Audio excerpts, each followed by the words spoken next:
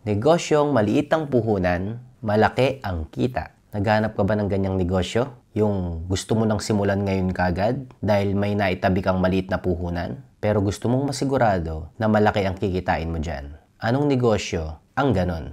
Ang pwede mo simulan at siguradong kikita ka. Una, magkasundo tayo na sa prinsipyo ko, lahat ng negosyo kayang simulan kahit walang puhunan. Ang video nga lang na ito ay kung meron kang naitabing konting pera, may puhunan kang konti. Ito ang mga dapat mong malaman. Ako nga po pala si Arvin Urrubia, isa akong negosyante, isa rin akong inventor at isa rin akong investor. Nag-i-invest po ako sa mga maliliit na kumpanya para lumaki. Pwede niyo akong tawaging kasosyong Arvin kung nakasubscribe ka na sa ating YouTube channel. Kaya click mo na yung subscribe dyan. O tara, simulan na tayo. Una, magagawa mo yung negosyong maliit ang puhunan pero malaki ang kita kung matagal ka na sa industriya na yan. Maaring nagtatrabaho ka dyan ng 5 years na, 10 years na sa industry na yan.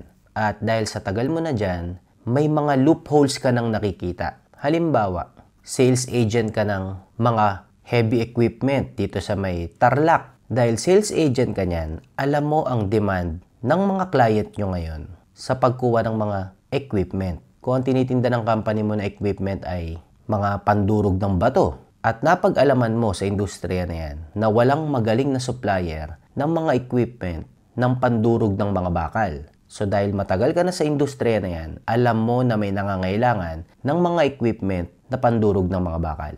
Hindi mo kakalabanin yung kumpanya mo ngayon. Bagkos, lilinya ka kasabay nila. Kung ang kumpanyang pinagtatrabahuan mo ngayon nagbebenta ng pandurog ng bato, ikaw naman magbebenta ka sa mga same client nyo dahil alis ka na sa kumpanya nyo ng mga equipment na pandurog naman ng bakal.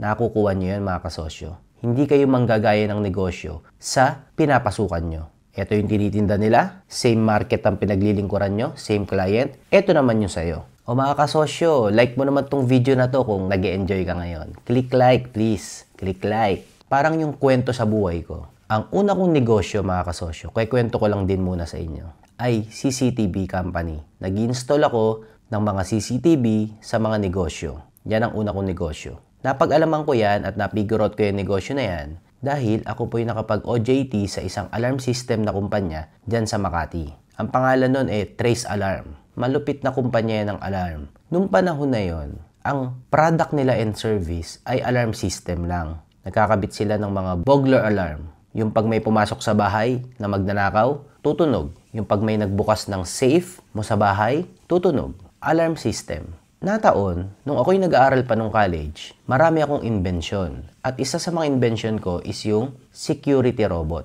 Yung security robot ko, may camera yon. At yung supplier ng camera, hinanap ko yan sa buong Pilipinas. Kaya may experience ako sa mga supplier ng mga camera dito sa Pilipinas. Nataon, yung pinag-OJT-han kong company is alarm system lang. Pero wala silang CCTV pa nung time na yon. Kaya dun ako luminya. Same everything, same installation, same process sa client, same client, pero sila alarm system, ako CCTV ang pinoprovide ko. Hindi kami magkalaban, pero iisang client ang mga pinaglilingkuran namin. Wala silang ganun nung time na yon, pero ngayon meron na malamang. Wala silang CCTV camera nung time na yon. At ako naman, nung tapos na ako mag-OJT, nagsimula ako ng bagong negosyo, CCTV naman ang akin. O mga kasosyo, malapit na matapos yung video. Click mo naman yung subscribe dyan. Click mo na, click subscribe.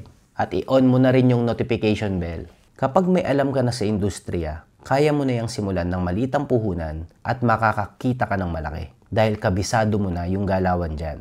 Isang bagay pa patungkol sa pagkita ng malaki sa negosyo. Malaking factor talaga dyan mga kasosyo ay yung branding. Kung paano mo ba brandingan ang iyong negosyo. Ang branding ay hindi lang patungkol sa logo, kulay, tagline. Hindi doon ang branding. Ang branding ay kung anong mararamdaman ng iyong customer every time na mag-i-interact sila sa negosyo mo. Kaya kahit na same product, same t-shirt, pero yung isang t-shirt 1,000, yung isang t-shirt kahit 100, hindi mabenta-benta. Dahil walang branding na malupit yung tig-100. Kung wala kang kita sa negosyo pero may benta ka, malaki tsansa supot ang branding mo. Hindi mo ma-perceive ang product mo sa ibang tao na sobrang lupit niyan. Na kahit katulad dyan ng ibang produkto, bibili nila at willing nilang bilhin yan kahit mataas ang presyo mo. Alam ko nine-neglect nyo to mga kasosyo. Kung paano palulupitin yung product nyo o service in marketing sense, in branding sense. Nagfo-focus tayo masyado sa trabahong malupit sa produkto. Mga kasosyo, gusto kong linawin sa inyo na ang salitang trabahong malupit na nire-recommenda kong prinsipyo natin ay hindi lang to sa product. Kalahati niyan ay trabahong malupit sa marketing, which is branding. Sa panahon ngayon, lahat ng product kaya nang gawin ng kahit sino. Nasa internet na lahat. Pero hindi lahat kayang mag-marketing ng malupit. Kaya kung gaano kayo nag-e-effort sa product nyo, mga kasosyo, effortan nyo rin kung papaano nyo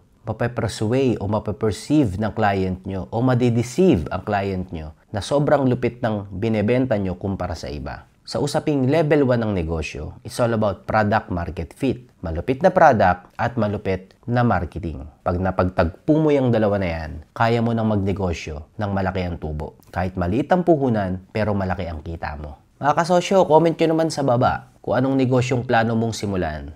At comment mo na rin kung saang lugar ka nanonood ngayon.